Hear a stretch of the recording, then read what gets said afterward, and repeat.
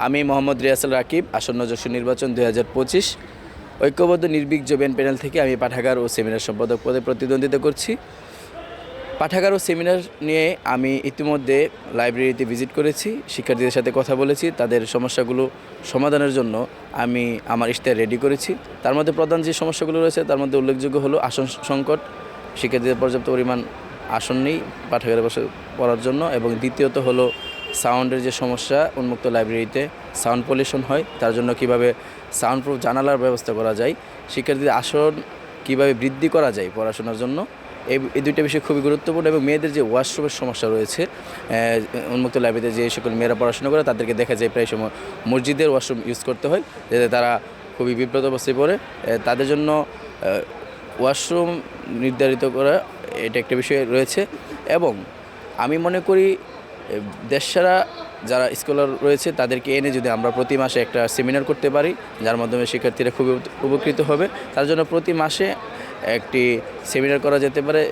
যে বিষয়ে এক্সপার্ট যারা স্কলার রয়েছেন তাদেরকে এনে মোটিভেশনাল স্পিকার দিয়ে আনতে পারি, এটা একটি রয়েছে। এবং শিক্ষার্থীরা দেখা যাচ্ছে বিভিন্ন ডিপার্টমেন্টের তারা প্রায় সময় বিভিন্ন গল্প, উপন্যাস, কবিতা কিংবা তাদের থিসিস পেপার এগুলা তৈরি করে থাকেন। যদি আমরা এগুলোর জন্য একটা স্টুডেন্টস সেলফ রাখতে পারি, তাহলে এগুলোর মধ্যে শিক্ষার্থীরা তাদের যে লেখাগুলা রয়েছে সেগুলা রাখতে পারবে, যেগুলোর মাধ্যমে অন্য শিক্ষার্থীরা নিয়ে পড়াশোনা করতে পারবে। এটা খুবই একটা গুরুত্বপূর্ণ বিষয়। এবং শীতাতপ নিয়ন্ত্রিত রুম, আমি সেন্ট্রাল লাইব্রেরিতে ইতিমধ্যে হয়তো কাজ চলতেছে, সেন্ট্রাল লাইব্রেরি কিংবা উন্মুক্ত লাইব্রেরিতে অন্ততপক্ষে 50% যেন এসির ব্যবস্থা করা যায়, সেটা নিয়ে কাজ করতে যাচ্ছি। এবং তাছাড়া শিক্ষার্থীদের ভ্রাম্যমাণ লাইব্রেরি, মনে হয় কিছু ভ্রাম্যমাণ লাইব্রেরি দরকার আমাদের ক্যাম্পাসে।